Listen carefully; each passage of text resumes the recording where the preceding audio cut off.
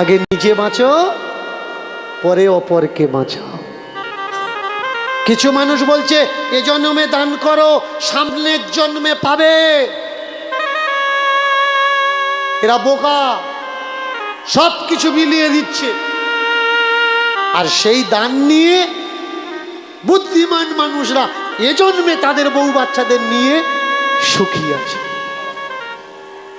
ব্রাহ্মণকে দান করলে তুমি স্বর্গে যাবে, বৈষ্ণবকে দান করলে খাওয়ালে তুমি স্বর্গে যাবে।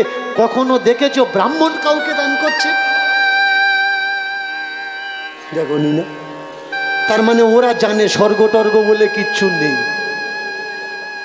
স্বর্গ তো ওদের তৈরি করা, আমাদের দিয়ে দিলে স্বর্গে যাবি। কিন্তু আমরা কারোর দেবো না, স্বর্গেও যাব না। চমৎকার বিষয়, আমরা বুঝতে পারছি না কোনটা সত্য আর কোনটা মিথ্যা আমাদের সামনে আছে। কেউ যখন আমাদের দেখিয়ে দিচ্ছে ধরে, আমরা তাকে বলছি ও নাস্তিক। আর কেউ যখন আমাদের মিথ্যা কল্পনায় ভাসাচ্ছে, আমরা তখন তাকে বলছি ও বড় শাস্ত্রী। একজন নাস্তিক আর একজন বড় শাস্ত্রিক। আপনার বাবা মারা গেছে, এই পশ্চিম দিকে মাথা দিস না, উত্তর দিকে মাথা দে। মাথাটা কোন দিকে দেয়? মানুষ মারা গেলে কোন দিকে মাথা রাখে? দক্ষিণ দিকে মাথা রাখে। পা কোন দিকে রাখে? আচ্ছা, যদি পূর্ব দিক বা পশ্চিম দিক রাখা হয়, ও উঠে বলবে যে আমার ডিস্টার্ব হচ্ছে, ঘুরিয়ে দে? বলবে কি? এই নিয়মগুলো কারা তৈরি করেছে? কখনো ভেবেছেন কত নির্লজ্জ নিয়ম আজও পর্যন্ত আমরা চালিয়ে আসছি মুখাগ্নির নামে? তোমার বাবা মারা গেছে, মুখে আগুন দেওয়া লাগবে। কেন?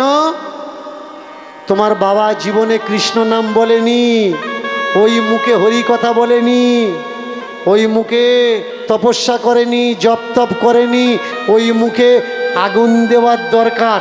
আচ্ছা, তোমার বাবা জপ করেনি, তপ করেনি, কৃষ্ণ বলেনি, কিন্তু সারাদিন খেটে খুঁটে নিজে না খাইয়ে ঘাম ঝরিয়ে তোমাদের তো খাইয়েছে। এই সংসারটা লালন পালন করেছে। সে কৃষ্ণ বলবে কখন ভাই? একটা মানুষ পুকুরের নিচের থেকে মাটি কাটছে সারা বছর, কই তুমি একবার মাটি ঝাঁকাটা মাথায় নিয়ে আর বলো না দেখি কৃষ্ণ কৃষ্ণ কতক্ষণ বলতে পারো আর কতক্ষণ টিকতে পারো? যে তার মাথায় দায়িত্ব চাপানো, সেই কৃষ্ণের দায়িত্ব সে যে বহন করছে। বউ দিয়েছে, বাচ্চা দিয়েছে, ছেলে দিয়েছে, মেয়ে দিয়েছে, ঘর দিয়েছে, পরিবার দিয়েছে। এই যে বন্ধন বহন করাটা, এটা বড় দায়িত্ব, নাকি সব কিছু ত্যাগ দিয়ে এক জায়গায় বসে কৃষ্ণ কৃষ্ণ বলাটা দায়িত্ব? কেউ কেউ বলছে মিথ্যে সংসার, সংসার ত্যাগ দে, ভজনা কর। একটা যুক্তি, একটা লজিক আপনাদের সামনে রাখছি।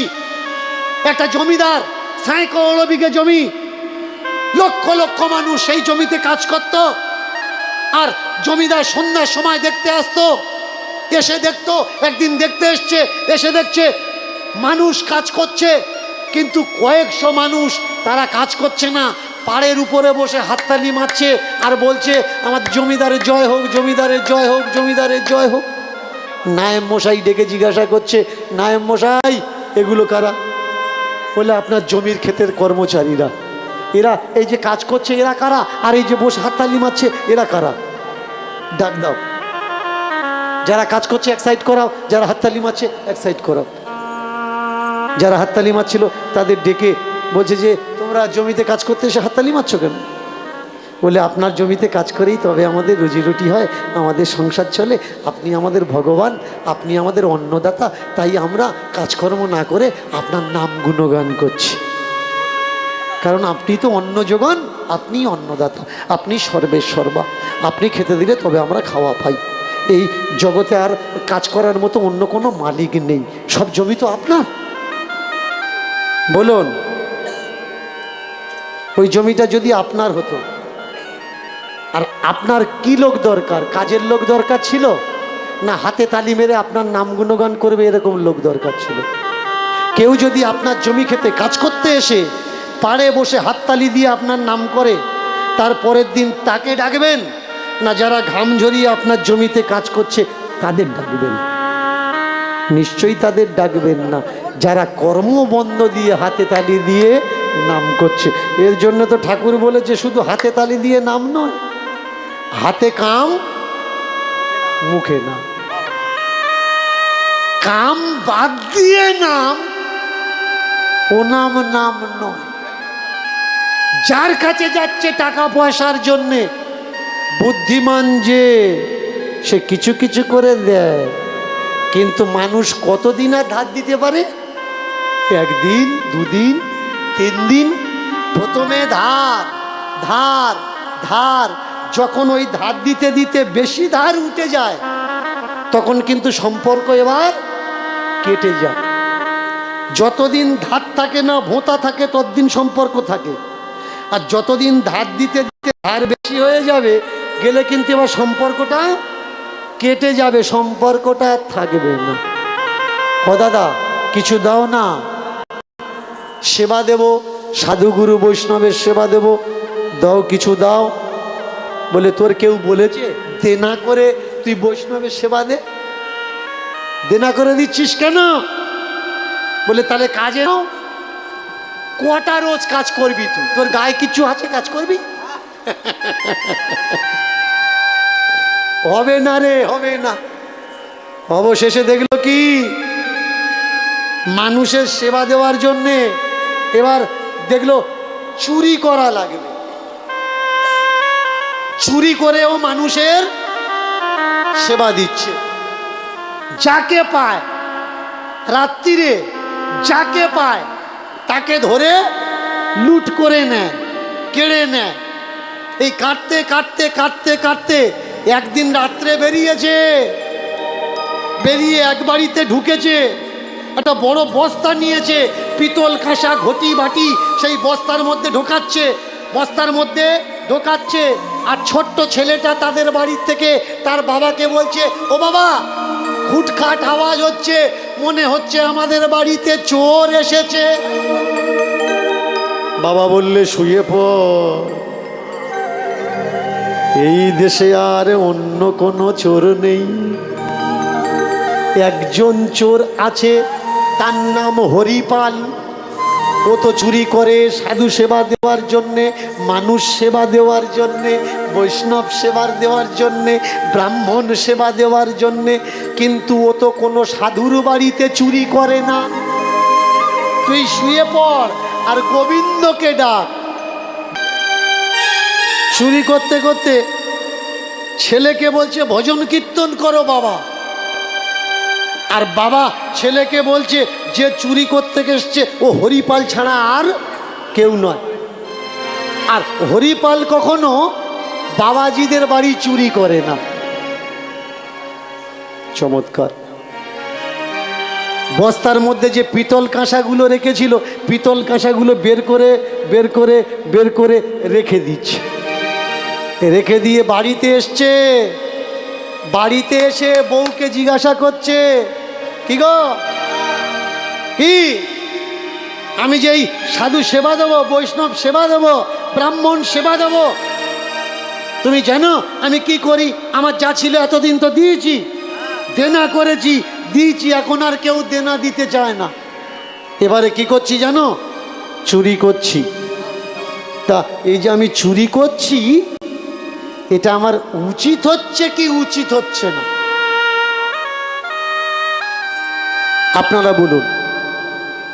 চুরি করে যদি কেউ ব্রাহ্মণ সেবা দেয়, চুরি করে যদি কেউ বৈষ্ণব সেবা দেয়, ডাকাতি করে, অন্যায় করে, তাহলে এটা উচিত কি উচিত নয়?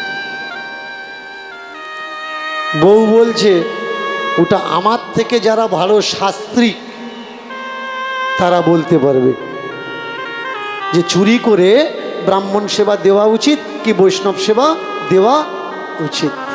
একজন শাস্ত্রীকে জিজ্ঞাসা করছেন যে আচ্ছা চুরি করে যে এই যে সেবা দিচ্ছি এটা দেওয়া উচিত? বললে হ্যাঁ। যদি ভগবানের সেবায় লাগে চুরি করে দিলেও অসুবিধে হয় না। বুঝবো কি করে? বললে আমাদের শাস্ত্রের লেখা আছে। শাস্ত্রের হাওয়ালা দিতে দিতে আজকে দেখুন আমরা কোন জায়গায় দাঁড়িয়ে গেছি। যা কিছু হচ্ছে শাস্ত্রে লেখা আছে, যা কিছু বলছে শাস্ত্রে লেখা আছে। দোষ আমরা কাকে দিচ্ছি? শাস্ত্রে লেখা আছে। একবার কখনো ভেবেছেন এই শাস্ত্রটা লিখেছে কারা? কারা লিখল? কোনো মুচি, কাওড়া, মেথর, কাকদি এই শাস্ত্র লিখেছে কি? লিখেনি। বলতে পারেন যে কাওড়া, মুচি, বাগদি লিখেছে? এই যে শাস্ত্র এ লিখেছে কে? বাগদির ছেলে লিখেছে। বাগদির ছেলে। বিশ্বাস করেন না? না, ব্যাসদেবের মাকে, ব্যাসদেবের মাকে জেলের মেয়ে তো বাগদি না? বাগদির ছেলে শাস্ত্র লিখছে। আর সেই শাস্ত্রে কি লেখা আছে? ব্রাহ্মণের ছদ্মবেশ ধারণ করে ভগবান পরীক্ষা নিতে যাচ্ছে। ব্রাহ্মণের ছদ্মবেশ। কোথাও কিন্তু লেখা নেই কাওড়ার ছদ্মবেশে যাচ্ছে, মুচি ছদ্মবেশে যাচ্ছে, বাগদির ছদ্মবেশে যাচ্ছে। কার ছদ্মবেশে যাচ্ছে?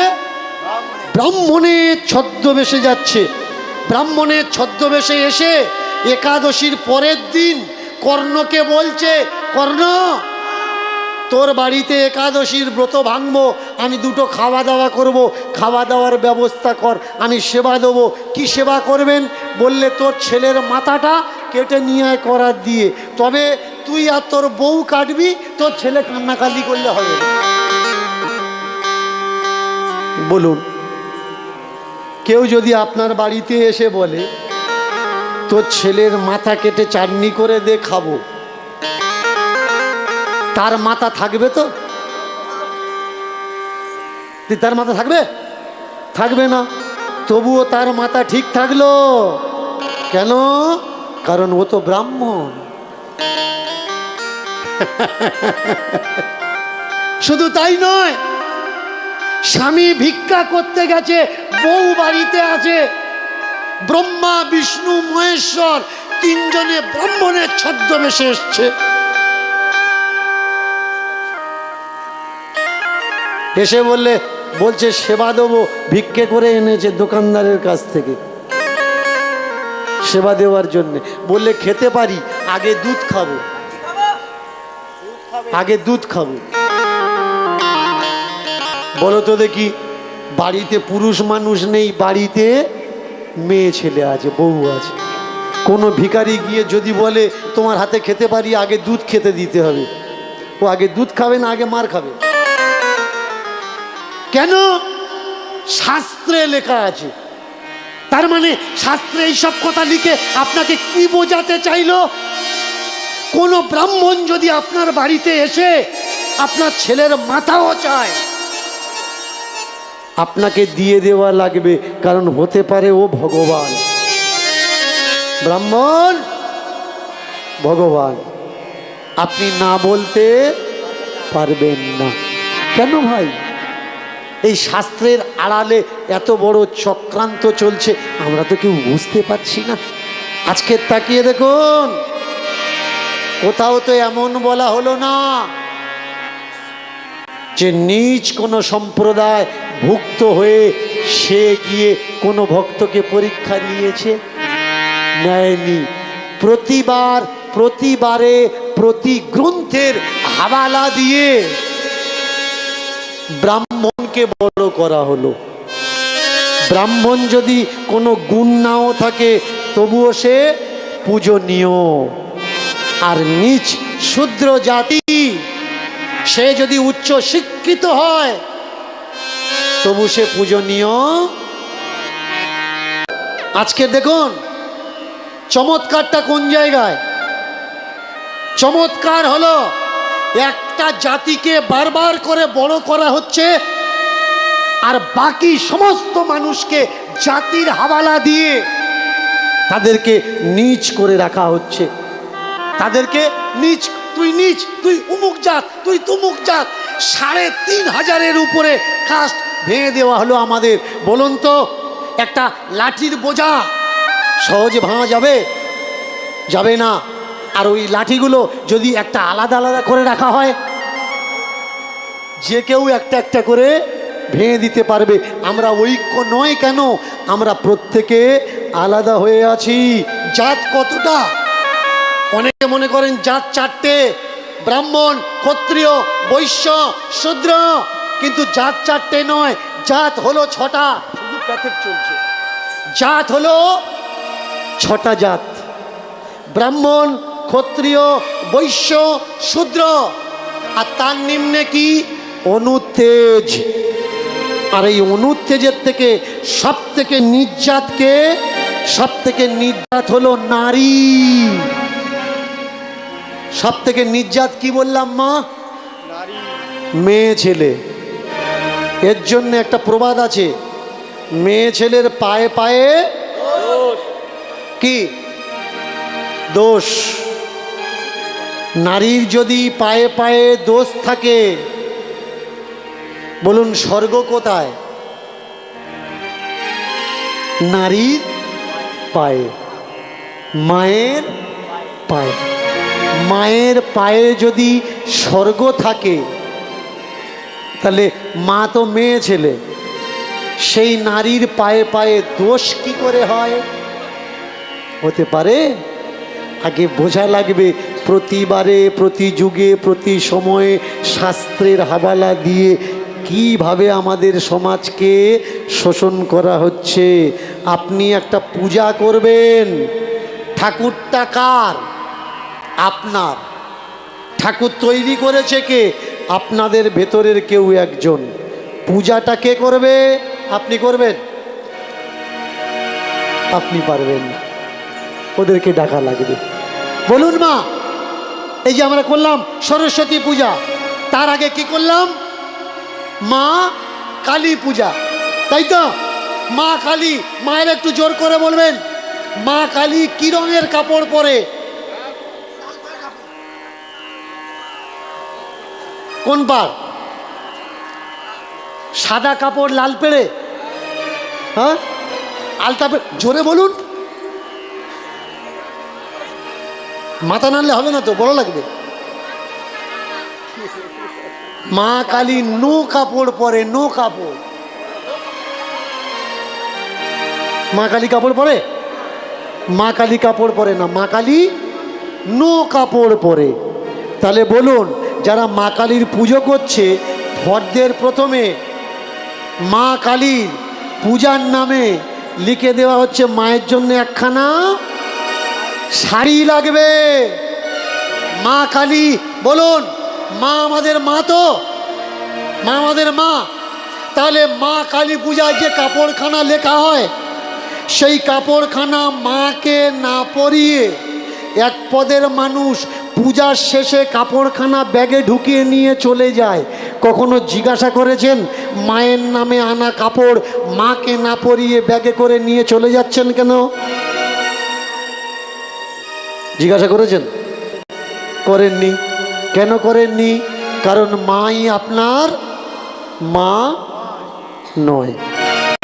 ওই উলঙ্গ মা যদি আমাদের মা হতো, তাহলে আমরা অবশ্যই তাকে ডেকে, করছে কি, আমরা অবশ্যই তাকে ডেকে জিজ্ঞাসা করতাম যে আমার মা উলঙ্গ হয়ে আছে, কাপড় তোমরা কেন নিয়ে যাচ্ছ?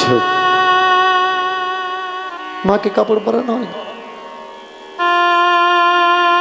অথচ সেই উলঙ্গ মা ছিল, আছে, আগামীতে থাকবে।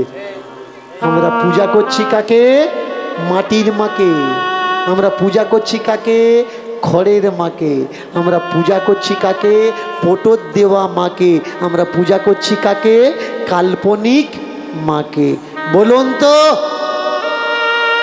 মায়ের পূজার 501 টাকা, 1001 টাকা, 3001 টাকা চাঁদা দিচ্ছেন, দিচ্ছেন না? নিজের মাকে যত্ন করে কে খেতে দেন? কালী পূজা, লক্ষ্মী পূজা, দুর্গা পূজা, সরস্বতী পূজা ঘটা করে করছেন। বছরে একটা দিন বলুন, সেই দিনটা বাবা মাকে পূজা করেন। এরকম কিন্তু কোথাও নেই।